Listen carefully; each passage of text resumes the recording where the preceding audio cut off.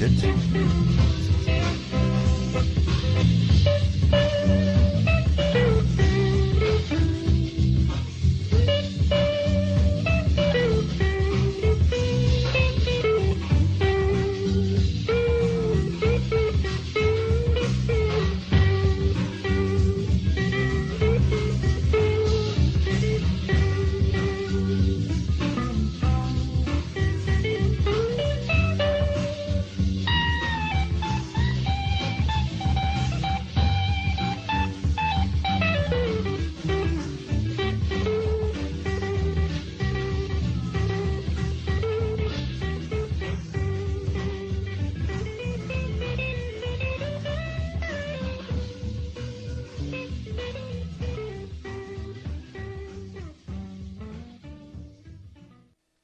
My guest tonight is Professor Graeme MacQueen.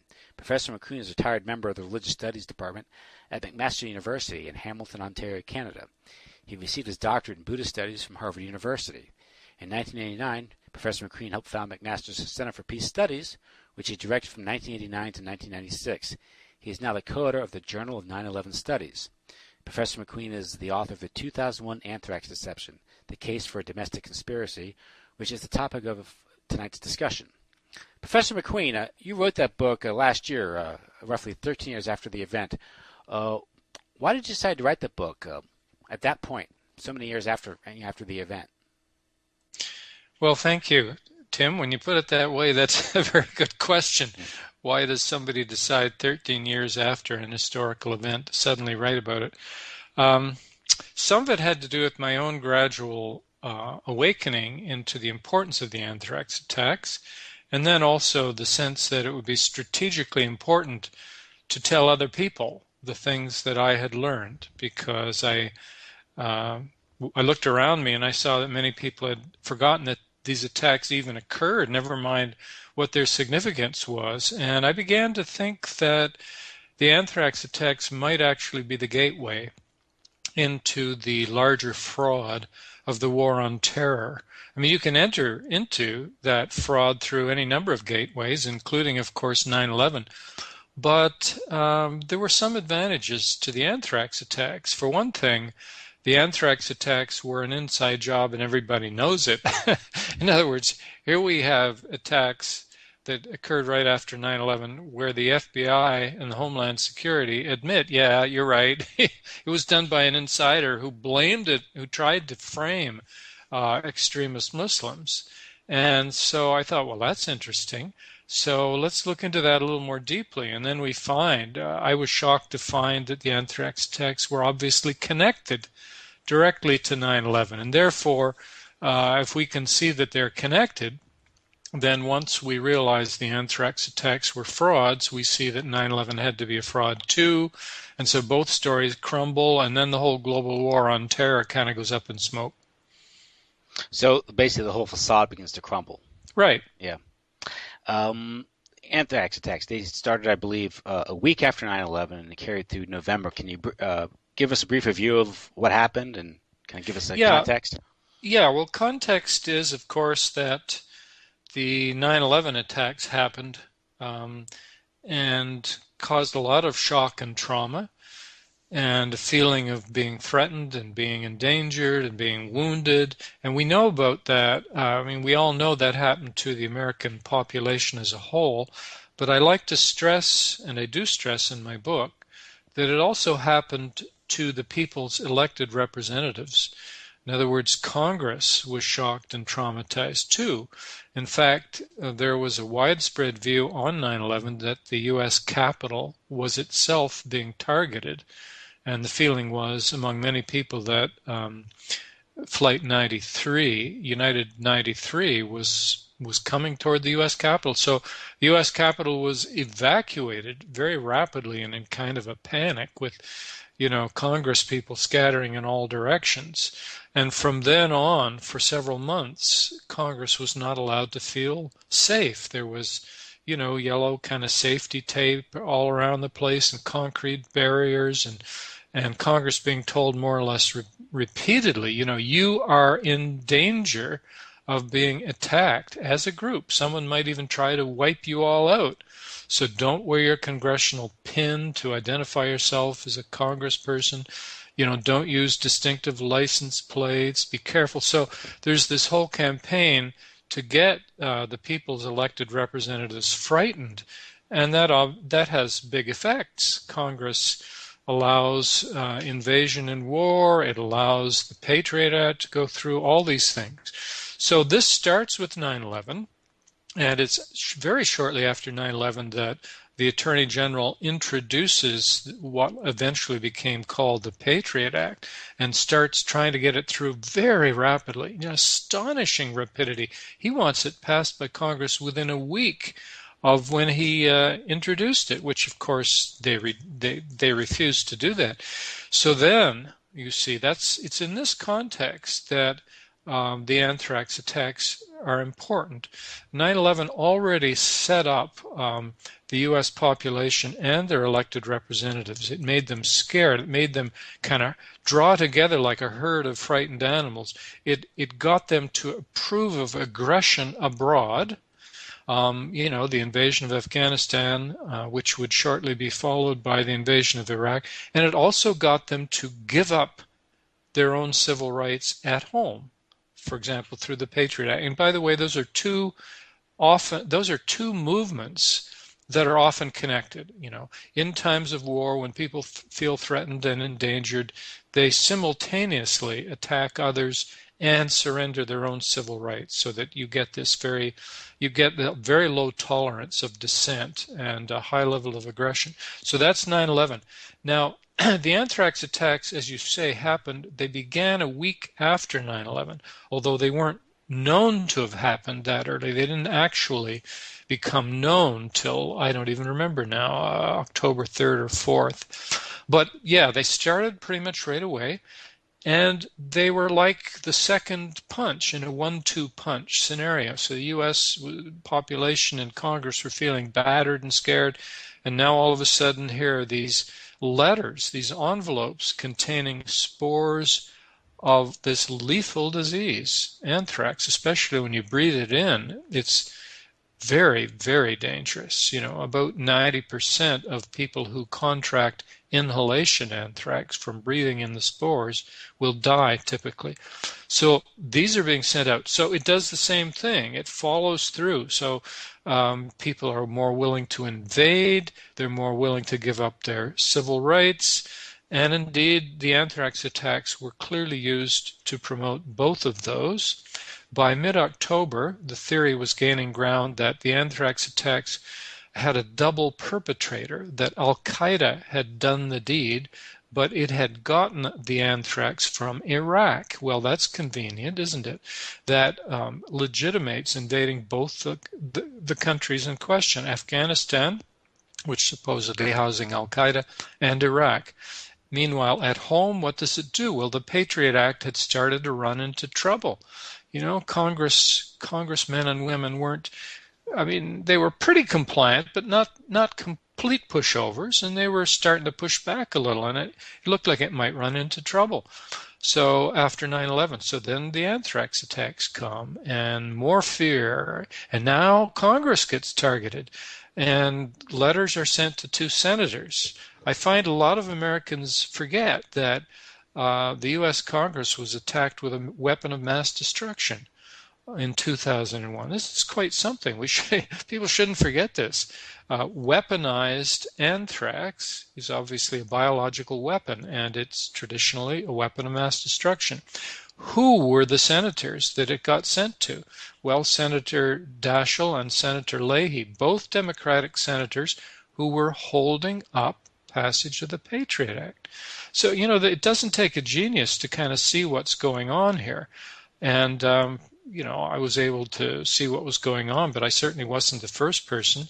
And that's part of why I wrote the book. So that's sort of the context, and that's sort of what happened. The other thing I need to say, I guess, to complete this narrative is that unlike the 9/11 story of the 19 hijackers and all that, which is still being, kind of bravely maintained by the U.S. government and other governments, despite its obvious absurdity, unlike that, the anthrax story actually collapsed quite quickly.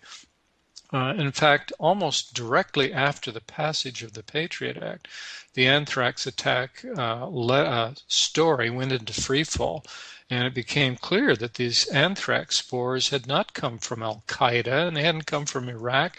They had come from deep within the U.S. military-industrial complex. They were actually from a highly secure biolab in the United States. And likewise, the letters that accompanied the spores, death to America, death to Israel, Allah is great, were fakes. I mean, there was no evidence Muslims, extremist or otherwise, had anything whatsoever to do with this. So that then left the FBI with a problem. How do we admit it was an inside job without everything coming down around us? And we go on from there. But perhaps I should stop for now.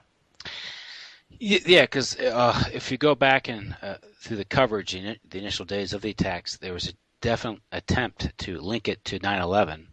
Right. There were various stories about, I believe, one of the alleged hijackers was destroying the news that he had subcutaneous anthrax. Right. Well, yeah. Sorry. Go ahead. Yeah. So there's a link there, but then we go ahead and we find out that the source of the anthrax was I guess the AIM strain, but it came from one of these three sites. Was it Patel, Dugway, Right. and USAMRIID, I think or Yeah, AMRAD, or USAMRIID they call it. Yeah. So Yeah, you're right. So it's from one of those three, or possibly two of those three. Yeah. which doesn't explain why there were these stories linking it to 9/11. I mean, literally, not just the notes themselves, but the reports about these alleged hijackers being very interested in acquiring crop dusters, obtaining a loan from the U.S. Department of Agriculture, and to spread anthrax, I believe, right, through a and I'm glad you brought that up, because when I first began looking at the anthrax thing, which was somewhere around 2010, I'd already been involved in research about 9/11 for 5 years by that time, and had written some things about it, but I hadn't done anything. I didn't know anything about the anthrax attacks, so I started looking at them. And it doesn't take long to see that it was an inside job, because everyone admits that. But my first real shock was what you just mentioned, namely that the anthrax attacks were obviously connected to 9/11. And one of the reasons that we could see that was, as you said, the so-called 19 hijackers who are talked about so much as having done the 9/11 attacks were linked to the anthrax attacks. And nobody had somehow told me that before, so I was quite surprised when I discovered that. And part of the reason I wrote the book was to show people that you can't do what the FBI wants us to do, which is to say 9/11 attacks were genuinely by extremist Muslims. They're over there in the corner. And the anthrax attacks were by fake extremist Muslims. And they're over in a different corner, and there's no connection between them. No, you can't do that. They were connected. And the 19 hijackers are one of the strongest links. Another strange coincidence was I'll let you tell it because I think you're more informed. You probably remember the details more, but the real estate agent for two of the hijackers was also a real estate agent for one of the victims of the anthrax attacks, correct? Yeah. Again, Spell that out, because I want people should concentrate on that for a while. What are the odds of a nation of 320 million souls? Right. But go ahead, explain that. Well, no, exactly. So 320 million, roughly, people in the U.S., and suddenly we discovered that the first guy to die from the anthrax attacks, Robert Stevens, died on, I don't have my notes here, but it was October 5th, I think it was. So we're almost on the anniversary of his death, just a few days later. He died of pulmonary or inhalation anthrax. Now, okay, he was a photo editor in Florida. We won't get into the details here, but as you say, the interesting thing is his friend and former real estate agent, Gloria Irish, was also the real estate agent of two of the hijackers, the so-called 19 hijackers. And she wasn't just, in a technical sense, their real estate agent. I mean, she came to know them somewhat. She drove them around town. She found them a couple of apartments, and then a bunch of other so-called hijackers lived in those apartments, so that the places that she found these guys became considered a terrorist hotbed in Florida. So yeah, she is a direct link between anthrax and 9/11. And of course she denied it. Oh no, it's just coincidence. But no, I'm sorry, she is a link. She's only one of several links, but one of the most dramatic. And as you say, what are the odds of the first anthrax death, the man having the same real estate agent as a couple of the hijackers? Very, very bizarre. At the same time, the letters that went out were these crude misspellings, Allah's great type letters, messages.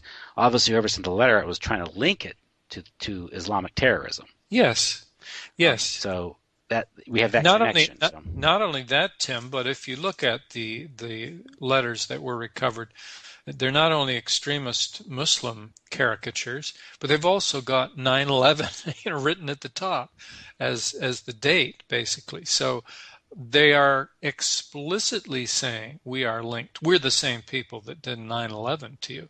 And of course, the FBI now says, "Oh no, they weren't." But the strange thing is, I think, yeah, they were. They were the same people.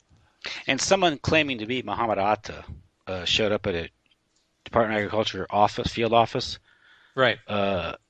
Making himself, I guess, remembered, making a scene. You want to go into that a little bit? Yeah, well, this is one of the curious things about this is that these so-called hijackers, you don't have to be a great genius again to find their footprints, both with respect to linking them to 9/11 and linking them to anthrax, because it appears that in many cases they went out of their way to be visible. And Muhammad Atta is the classic example of this, the so-called leader of the 19 hijackers. I mean, the guy, scares people. He threatens to cut people's throats. He, kills somebody's cat. He leaves a plane he's training in on the runway. He gets pulled over by the cops. I list all these. I mean, this is not a highly skilled secret operative who pulls off this mass murder. This is a guy who's laying down a trail. And the incident that you're talking about is simply one of the most absurd of these incidents. So this is some months, as I recall, before 9/11, and he goes to the Department of Agriculture in, I guess it's Florida again, and talks to a woman in there about getting a loan. He says, well, I'm not a U.S. citizen, but I'm in this country and I have this dream. I want to fly planes. I want to fly crop duster planes, dust some American crops here. And, so I need a big loan. I don't remember how much it was, several $100,000.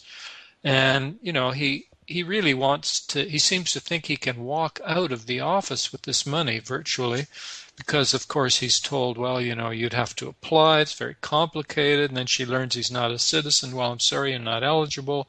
So at that point he says, well, what's to keep me from coming around the desk here and cutting your throat and then just taking it from the safe? Which is kind of a bizarre thing. I would have thought that's your cue to phone the cops or whatever. But instead, she supposedly, Janelle Bryant, the employee, supposedly tells him, well, in a very calm way, well, we don't keep that kind of money in the safe, and besides, I know karate. I mean, frankly, this whole scene, this whole story seems to me so silly. But anyway, they go on and they continue in their friendly discussion, during the course of which Muhammad Atta supposedly tells her that, he has a great hero named Osama bin Laden who will soon become famous, and that, and he asks her about the Washington and the monuments there, and tells her how vulnerable they are and to attack from the air. He begins talking about the World Trade Center, asks her how secure it is. He'd like to visit there. Any obstacles to that? He just goes on and just, it's absurd. He practically gives away the whole 9/11 event, which is going to be coming in a few months. She apparently is uninterested and doesn't come forward as a witness till after 9/11. So what I see, and of course I should mention, since we're talking about the anthrax attacks, that he wants a plane with a huge tank, large capacity tank, so that he can fly and carry out some kind of very large operation which he sprays things over the U.S. Well, so this isn't 9/11 he's talking about here. This is an attack with a different kind of weapon of mass destruction, biological or chemical. And from other evidence that we've got, it seems pretty clear that what they're setting up, what this scenario, this story is supposed to do is tell us that Muhammad Atta had access to large quantities of anthrax and intended to spread them through a plane over U.S. cities. And the only place he could have gotten that large amount of anthrax would be Iraq. That's what we were supposed to conclude. Since Iraq at one time had an anthrax program, it was all destroyed by now, but we're not supposed to know that. And aerial dispersion was one of the methods they had been looking into. So in other words, what I'm saying is this seems to be a very, complex story that we're being told, a scenario being conjured up that is supposed to tell us that the same guy who headed up the crew that did 9/11 was also planning to do a biological attack on the United States using substances and technology that would link him to both Al-Qaeda and Iraq. This is, in other words, this is highly planned, what's going on here. This whole set of stories, laying down footprints and trails for us to follow. There's nothing, just simply opportunistic or random about this. This is a large-scale planned fraud being perpetrated on the American people. And I guess the notion of Muhammad Atta, or the idea of Muhammad Atta going into an office and making a conspicuous nuisance of himself, or even a threat, is very similar to the antics of Lee Harvey Oswald or his doppelganger in the days leading up to the Kennedy assassination. It's kind of it reeks of an intelligence operation, if you know. Exactly, absolutely. Yeah, it's the same as Muhammad Atta's luggage supposedly not making it onto the final flight of American Airlines 11, which he supposedly.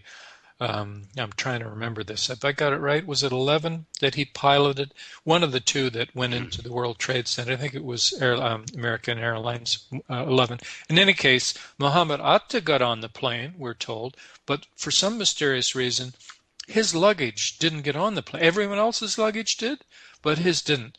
So it was left there to be discovered by the authorities. And, guess what? There's a Quran, there's a flight manual, there's his last will and testament. And what possible use would his last will and testament be on a flight that's going to crash into the World Trade Center? But there's all this rubbish in his luggage, right, that supposedly shows that he was the perpetrator of 9/11. Very similar kind of intelligence operation, laying down all this silly evidence that we were supposed to follow. And you have the research of Daniel Hopsinger, who tracked down Muhammad Atta's girlfriend, who was, I guess, has been called a pink-haired stripper. Right. But I think she was a lap dancer. I think there might be a distinction within the industry. I'm afraid I don't know. I'm afraid I genuinely don't know the difference. Yeah. But regardless, it's not something you associate with, with a pious or devout Muslim. Right. No, absolutely not. Well, then these guys did all kinds of things that didn't fit with the pious Muslim thing, like getting drunk and sniffing cocaine and doing lap dances. And I mean, they did the whole works. And attending defense language institutes. Right. Military institutes. Yeah. That too. So there's a whole types of connection. But back to the anthrax attacks. So basically, they can't maintain the Muslim perpetrators, so they switch it. It's domestic, because that's where they trace the anthrax to. Right. And they go after. They blame a couple of people associated with, I guess, bio weapon research. Want to get into that case, the Hatfield and Ivins case? Yes. Well, I guess there were several people that they tried to implicate at one time or another. But before we get into that, let's just discuss what I think is happening here. As you can clearly see, once the first attempt to frame, Al-Qaeda in Iraq falls apart, what are you going to do? I mean, once these anthrax spores have been identified as clearly coming from a U.S. military biolab, you've got to you've got to fairly quickly do some kind of a cover-up. And that's when you go to the fallback position, or what's sometimes called the limited hangout, where you give up some of the truth, but you hide very important aspects of the truth. And one way to do it is through the good old lone wolf, or lone nut, as sometimes called.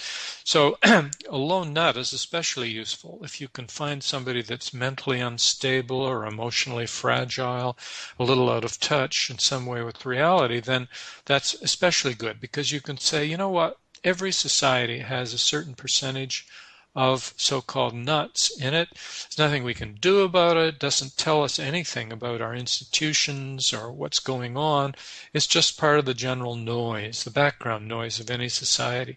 So then, after trying to nail this man called Stephen Hatfill for the crime, and Hatfill fights back and sues them and gets over $5 million, in his lawsuit. After that, they go after a scientist at USAMRIID, the United States Army. I always forget what USAMRIID stands for. U.S. Army Military Research Institute of Infectious Diseases, something like that. You can see why they just call it USAMRIID. Yes, anyway, awkward acronyms out there. Yeah. So anyway, Dr. Bruce Ivins was a research scientist there. He published all kinds of articles, working away for years, trying to develop an anthrax vaccine. And he had actually aided the FBI in the initial stages of their investigation of the anthrax attacks. But at some point or other, they decide, who knows why, that they're going to make him their chosen perpetrator. And I think it's partly because it was decided he was vulnerable.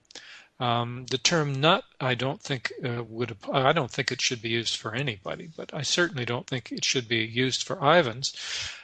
But he had some mental and emotional problems. He was taking some medication, and he was, I think, fragile. I think he was a vulnerable man, and they put a lot of pressure on him. They made it clear that they came to his work. They put pressure on his family. They were going to go after him. They were going to seek the death penalty, and it's at that point that he dies. Before he's charged, before he's indicted, he dies suddenly, and that's he could have killed himself. That's the official story, or he could have been killed, because clearly they didn't want a court case, and I don't know which it is. But in any case, he died, and therefore the FBI breathed a great sigh of relief and said, well, he's the anthrax killer, case closed. The fact that he killed himself just shows that he was feeling guilty, and so that's the end of it. And to this day, the poor man is considered the FBI's official anthrax killer, even though it's an absurdly weak case. And I have to say, it makes me angry that this man and his family should be painted this way, and he's not alive to fight back. I think if it had gone to court, if it had been even a halfway decent trial, and there's no guarantee anymore that it would have been, but if it had been a fair trial, there's no way they could have convicted him. They had nothing. And they tried to make the claim that he mailed these letters out, but it was demonstrated he simply couldn't have physically done that. Well, I believe that's true. Yeah, because they had to travel great distances or something, right? Yes, the travel. They never had any evidence that he had actually made those trips, and they didn't find any anthrax spores in his car or his house or on his person. They really had nothing like that. Nope. So they tried to build this case by, all kinds of essentially irrelevant things, that he'd had this obsession with sorority girls, and at some point, and so that way you humiliate him publicly, even though it's irrelevant. And then if they play on his emotional instability, they go through all his emails, and he had a crush at one time on an office worker in his place of location. And it actually is absurd. I mean, when I read the FBI's case, it's on the internet, you can find it, the Amerithrax case, I just thought, is this really the best they can do? This is absurd. And then, of course, recently we've had an former FBI whistleblower who was actually heading up this FBI case for a while, Richard Lambert, and he had a major falling out with the FBI. And he says that, it always was a weak case. And he said, not only is it weak, he said the FBI to this day is sitting on, and this is a direct quote, a wealth of exculpatory evidence. End of quote. In other words, a whole bunch of evidence which indicates Ivans wasn't the culprit. And he said this evidence has still not been released to the public, but they have it. So I actually think I don't spend too much time on the Ivans case in my book because I just think it's so absurd. It's weak. It doesn't go anywhere. I don't see how any serious researcher can take it, But he conveniently committed suicide, so they could just pin it on him and move He on. conveniently died, either at his own hand or at the hand of someone else, supposedly taking an overdose of Tylenol, and as I understand it, there was no autopsy. So I considered a suspicious death. I've listened to a number of your interviews, and of course I read your book, and you mentioned how a lot of people look at the Anthrax case with a sort of befuddlement. They realize the FBI case is very weak, Right. if not absurd, and so there's a lot of contempt for the FBI's accusation of Bruce Ivans being the perpetrator and the case being closed. But their befuddlement is based on the fact they're not following the logical path that I think which you follow in your book. Since the Anthrax attacks were officially considered an inside job, and you find the evidence linking them to 9/11. Yeah. What does that tell us not only about the Anthrax attacks themselves, but 9/11 and the greater war on terror? Right. Yeah, well, that's it. I think a lot of people who start to do research on 9/11, and this applies to several people who've written books, about the Anthrax attacks, not 9/11. People who've done research on the Anthrax attacks, including several authors, get to a certain point and then they just hit the wall and they kind of go, well, I'm not sure I find the FBI case convincing, but I don't know where to go from here. And I don't know why it was done, and I don't know how it's connected to anything else. And the reason they hit the wall is because they almost all assume that the official story of the 9/11 attacks is true. And this is one of the main reasons I wrote my book. I say, there are bigger books than mine about the Anthrax attacks. There are more detailed accounts. There are sophisticated histories. But they're almost all written by people who didn't know anything about 9/11 and who just naively assumed the official story was right. And I say, well, they're never going to solve the Anthrax crime. They're just not going to solve it if they think that's the case. You have to understand they were two parts of a single operation. They were both fraudulent. Both the official stories were wrong. They were framing Muslims in both cases. This is what I'm trying to get people to see. And that's, I think, why they're befuddled. Because, if you take 9/11 into account, the government's conspiracy theory, the official story is a conspiracy theory. They never put forth any real evidence to back it up. It's all accusation. Right.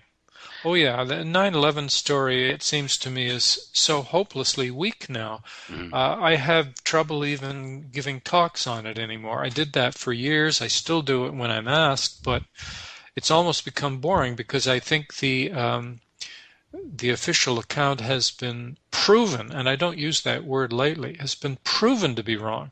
The recent booklet by the Architects and Engineers for 9/11 Truth called Beyond Misinformation, which just came out a short while ago. I encourage all your listeners to buy it online. This is a good example of a booklet that demonstrates, beyond all reasonable doubt, that the official story of the destruction of the World Trade Center is false. It's unscientific and false. And I breathed a great sigh of relief when that booklet came out. I was one of the official reviewers who got to read the proofs and make comments and stuff. But I just thought, thank God, they've put it all together, this research that has gone on over all these years, and they've made the case very clearly and simply. And the rest of us can just say to people, if you're interested in this, read the darn booklet, because it's there. It's there now. I think in your book you mentioned Elias Davidson. Yes. And he he puts like in bullet points, I think, is the following 5 classes of evidence should have been produced by the U.S. authorities in September 2001 or shortly thereafter. He says, 1, authenticate. I can't say it. Authenticated. Yeah. Authenticated flight list. Thank you. Yeah. Authenticated boarding cards. Authenticated security videos from the airports. Sworn testimonies of personnel who attended boarding of the aircraft. Formal identification of the bodies or bodily remains from the crash sites, including chain of custody reports. None of that has been manifested. Right. And yeah, no, absolutely. You have the spectacle of the FBI. Remember, the FBI was asked why Osama bin Laden wasn't wanted for 9/11. Yeah. And they said because we have no evidence of his involvement. That's right. Yeah.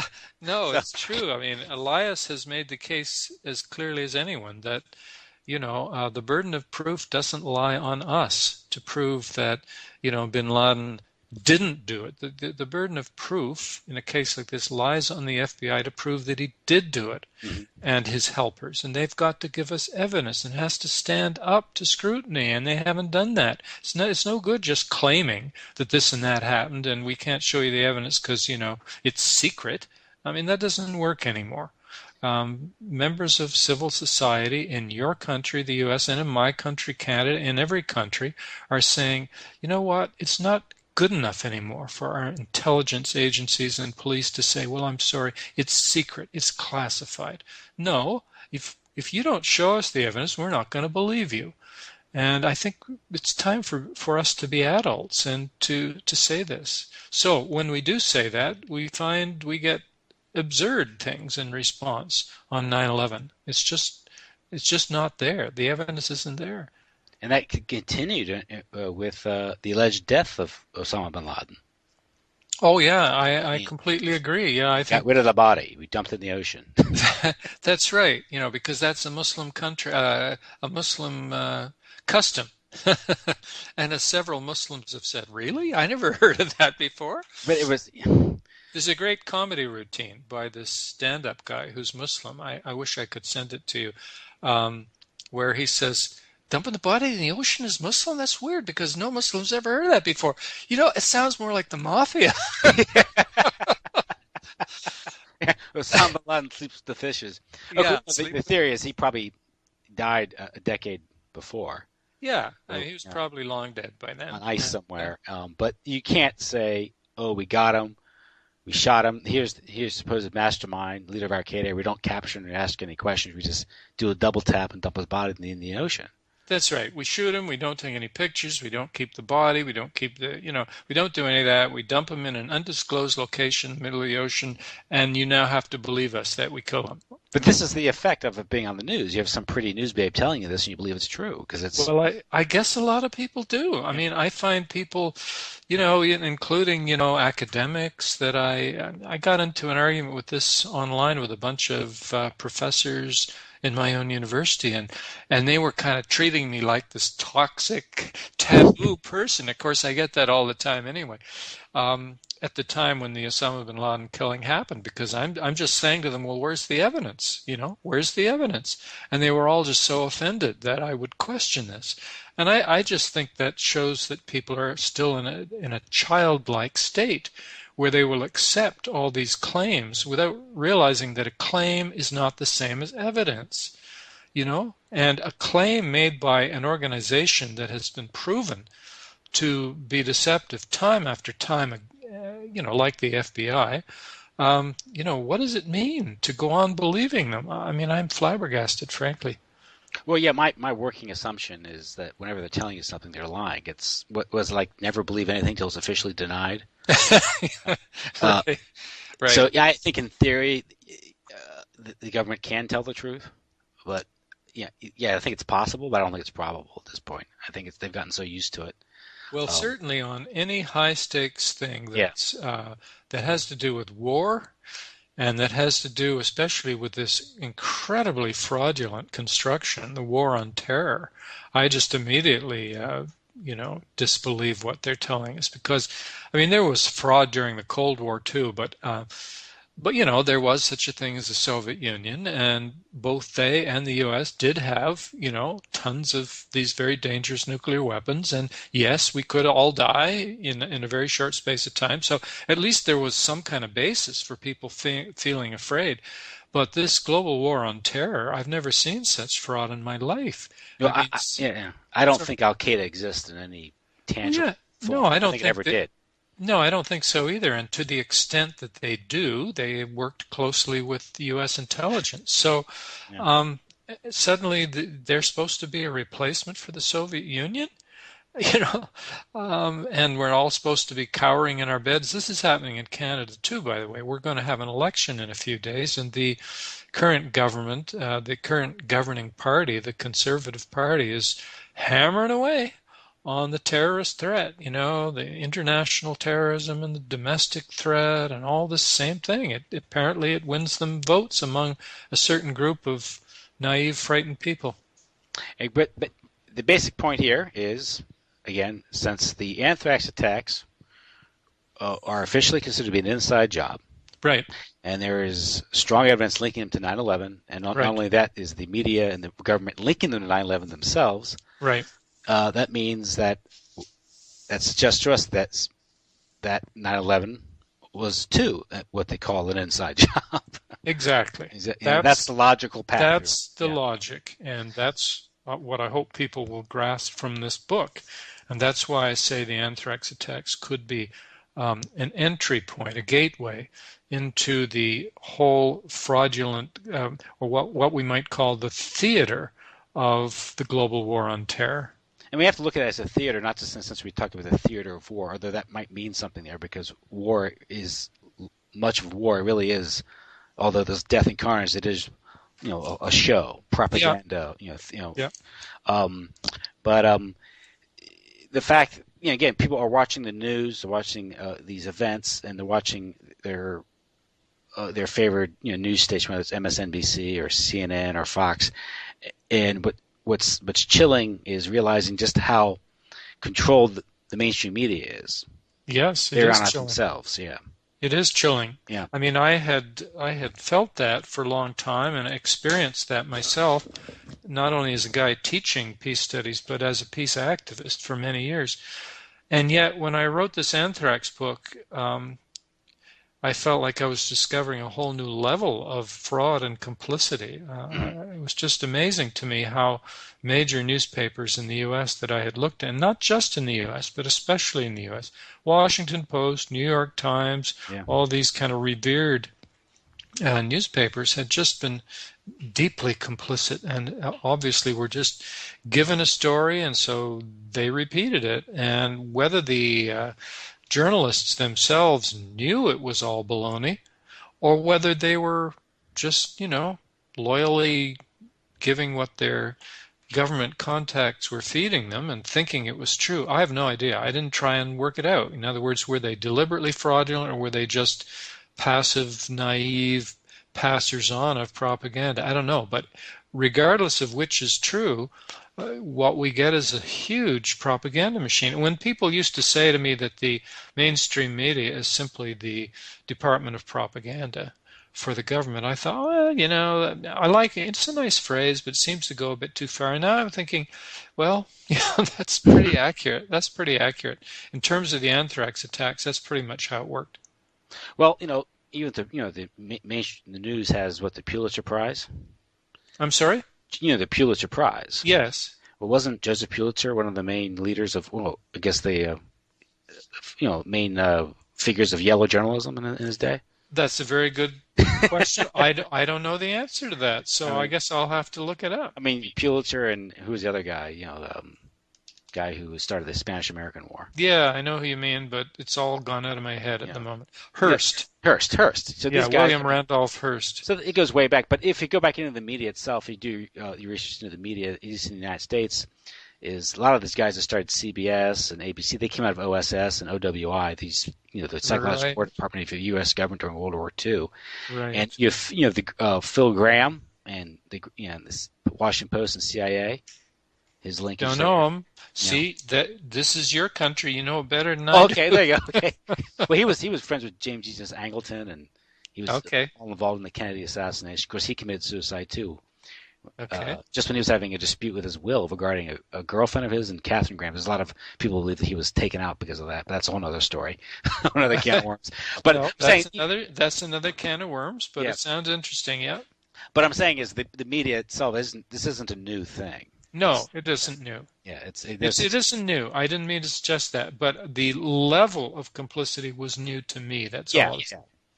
It's like, no longer just when you think you got it all figured out, just something new comes along. That's right. That's right. I always get into this thing of thinking nothing can shock me now. I've been studying this stuff for so many years, but it's not true. I'm still shockable. I'm still shocked all the time. Well, one other thing I want to get into was that, because another thing is, we get into some of these false flags. There's a consistency here, just some tells or patterns that we look for. One is the presence of the drill. Right. And with the Anthrax attacks, you had a drill, correct? Well, yeah, I don't know if I'd call it a drill. Actually, there's a couple of separate ones that were going on, but you're probably thinking of the one that happened several months before. Yeah, which I discuss in the book. It was Dark Winter? Yeah, it was called Dark Winter, and I think it was Andrews Air Force Base that it was held at. It's not the same as the cases where there's a drill taking place simultaneously. Yeah, I'm not saying suggesting something like with the London bombings and 9/11 and all those. Yeah. Boston Marathon and all those cases, there were actual drills and exercises and so on going on at the very same time that the actual bombings took place. This was different in the sense that took place in, I think it was June of 2001, several months before. But it's certainly fascinating because of some of the characters who were in it. People who were deeply involved in later pushing the anthrax attacks. And, well, I don't know, I don't have my volume here, but I list something like 10 parallels between what happened in that exercise and what happened. Letters sent out to the media? Yeah, oh yes. The exercise, it was an exercise, a training exercise, no, what would we call it? An experimental exercise, really, to find out, how the U.S. would cope with a biological weapons attack. Supposedly, smallpox was the main weapon in the exercise, though anthrax is also mentioned. Letters were sent to the media, yes. Letters were sent to government officials. U.S. civil rights were curtailed. There were attacks on Muslims. It was eventually, this is all in the exercise, felt to have been done by bin Laden's group. Oh, really? And to have been supported by, guess who? Iraq. So they seemed to be practicing what then they would later do a few months later. Yeah, it is interesting, to say the least. So, yeah, I mean, the broader topic here. Here, basically, we have false flag attacks, carrying an attack on your own country and blame it on another country to achieve some sort of geopolitical objective or political objective. Not a new development. It's been done throughout history. Yes. But your study, I'd like to get your perspective on this because in your area of studies was peace studies. And right. In your peace studies, you come up with an idea called the war system. Yeah. What would be the war system? Well, I'd be happy to talk about that. But I first wanted to make a comment on what you said about false flag attacks not being new. You're right. Many years ago, I did a lot of language study during my PhD, and one of the things I studied was classical Chinese. And back then, I remember reading a particular volume. We all read it together, the Sanguoyani, which was basically, well, I won't go into the details. But anyway, we came across this thing which in classical Chinese is called the Kuroji, which means something like the strategy that uses the self-inflicted wound. So, for example, I might beat myself up, so to speak, hit myself with a hammer, or say to my friend, could you beat me up, please? And then we'll blame so-and-so for it. And this will have a bunch of strategic, useful effects. So this is happening centuries ago during a war in ancient China. And is so common, this strategy, they had a term for it, the kuroji, the self-inflicted wound. So they didn't use the same term as we use, false flag attack, but it's very similar. So we could say that 9/11 and the anthrax attacks were kuroji, the self-inflicted wound, meant to deceive people. And I just find that fascinating. So the false flag attack has been known for a very long time, and not just in the West, but in all kinds of other places as well. So I just wanted to say that because sometimes people forget that. Well, people naively ask, well, why would the government attack itself? First of all, that's not attacking itself. The perpetrators aren't attacking themselves. That's right. They're attacking innocent civilians. That's true. Collateral damage. It's not self-inflicted in the same way as me hitting myself with a hammer. Yeah. That's correct. But it is agents of a particular state attacking members of that state. That's what I meant. Mm-hmm. And then blaming it on an external party. And that can achieve several objectives. It can create. A good example is maybe well, you can provoke an attack like Pearl Harbor. That's right. That's another way of doing it. And of course, the false flag element there would be the fact that while the Japanese carried out the attack, there is a mountain of evidence of foreknowledge and provocation, meaning. Yeah, absolutely. Foreknowledge, provocation, and even quite detailed planning, Which is tantamount to setting up your own people to get killed. I mean, you don't warn them. Yeah, I mean, that's another kind of kuroji. Yeah. But anyway, back to your question about system. It's a complex topic to get into, but I'll say a few words and see if you think it's going anywhere. I guess the first thing to say is peace studies is a complex discipline. Not everyone in it agrees on on the same theory. But some of the great founders of peace and conflict studies, I'm thinking especially of Anatole Rappaport, who was also involved in systems theory and games theory, brilliant man, came up with certain ideas about war that have proven to be very fruitful and certainly had a big impact on me. He said very clearly, don't think about war as an event and don't think about it as a series of events. Think about it as a system. War is a complex system, okay? You can think about it almost, if you want to picture it as a big organism, okay, which knows how to survive, knows how to adapt, knows how to keep going, and exists in many different states. It can be asleep, it can be awake, it can be passive, it can be aggressive, and it knows how to latch on to societies and adapt to them. And it was a very vivid image. It stuck with me, and it's proven to be fruitful.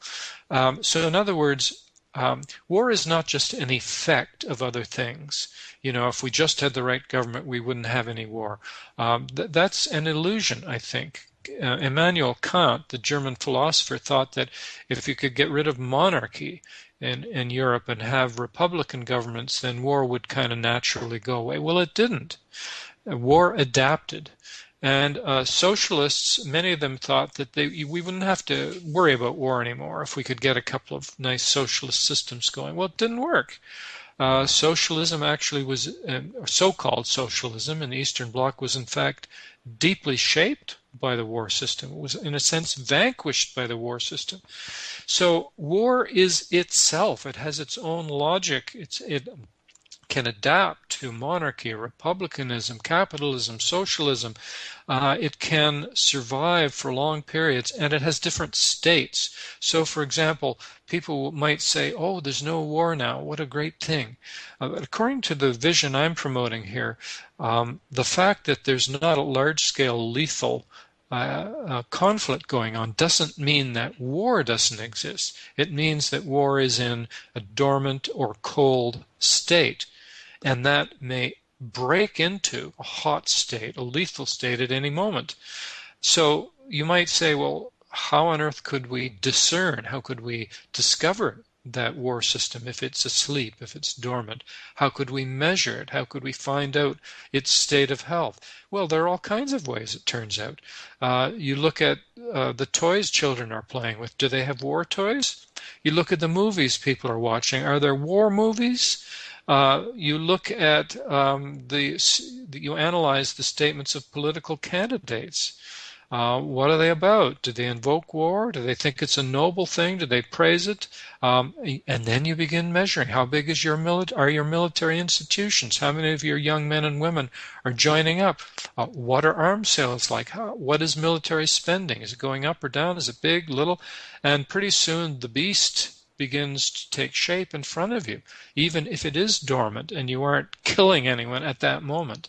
And that's how we begin to picture this thing called war, and we realize that if we're going to confront it, if we regard it as a curse on humankind, which I do, then we can't just assume that if we fix other things that somehow war will naturally, fade away or whatever. No, it has its own being. It has to be confronted directly. We need to figure out, how do you weaken this system? How do you replace it with a more humane system? So that's the gist. And of course, in the United States, we have what Eisenhower termed the military-industrial complex. Yes. He was very much part of building that complex, so he knew that which he was speaking. Well, absolutely. I mean, when we talk about the war system, and that phrase, by the way, is quite old. I was surprised to hear war described as a system in the late 1800s, or maybe it was even early 1800s. By anti-war activists in the United States, and by the First and Second World War, the term the war system is being used all the time. And you're right, it doesn't just mean weapons and soldiers. It obviously has to mean those industries that create those weapons, and it has to include the intelligence agencies that are so deeply implicated in all this. Usually the executive arm of government becomes deeply embedded. So all these things are part of this war system. And of course, war is first which president was it? John Adams? John Quincy Adams? Don't ask me. You're Canadian, that's right. I'm an American, so I think everyone should know anything about America, right? Right. Basically, yeah, war breeds all the sins. Yeah, well, I agree with that. I think it's morally corrupting, and it's intellectually corrupting too, because it's fundamentally a stupid way to interact with other people. Have you thought of? Since the nuclear age, we've gone into this, I guess, low-grade warfare. All of it's not low-grade for the people in the third world, right? But the conflicts seem to have changed. But what we've had in the 20th century is an intensity we call psychological warfare. Yeah, psychological warfare is huge now. Right. And, of course, the so-called low-intensity warfare, which, as you say, looks low-intensity from here. It's not. Yeah, but if you're in the field, it can just mean being killed. So, yes, constantly different, changing the nature of war. If people are disgusted suddenly by carpet bombing, then you do something else, and you say, oh, no, this is very accurate. This is just, these are smart bombs, They've got cameras in them, and they discriminate, and they don't kill civilians. And then, of course, you look at how they're used, and you discover that even when that's true, and of course it's often not true. I mean, look at what happened to Médecins Sans Frontières and that hospital recently. But even when it is true, you look at what they're targeting. Like in the first Gulf War in 1991, what did the U.S. target? They targeted the hydroelectric stations, the water purification system. My God. And you look at the degradation of the health of Iraqis. After that, it was terrible. You have hundreds of thousands of children dying from diarrheal diseases that are preventable because the water system was degraded. So the bomb may have been a smart bomb, relatively speaking, but what it was doing was causing large-scale death, just as if you had done carpet bombing. Yes, because if you take a society that's an urban environment and you bomb the city and destroy its infrastructure, you're going to have people die of all types of diseases, malnutrition, waterborne diseases. And what's most disgusting about that is that we now have the DoD documents that show that was expected. Exactly. This was quite purposeful. We have the January 1991 document, which was discovered by Thomas Nagy, or I can't remember, maybe Tom pronounced it Nagy. I think he does. Anyway, and there it is. There it is. They studied the the effects that sanctions were having on the Iraqi water supply system. They said if this is kept up, pretty soon they'll be fully degraded, and we can expect the following epidemic diseases. And after having received that report was received by the U.S. military and the UK military. After receiving that document, they went to war and actually deliberately targeted the very, institutions that would be needed to repair all those systems. So that's pretty intentional. And given the number of children that died because of those things, which is probably around 500,000,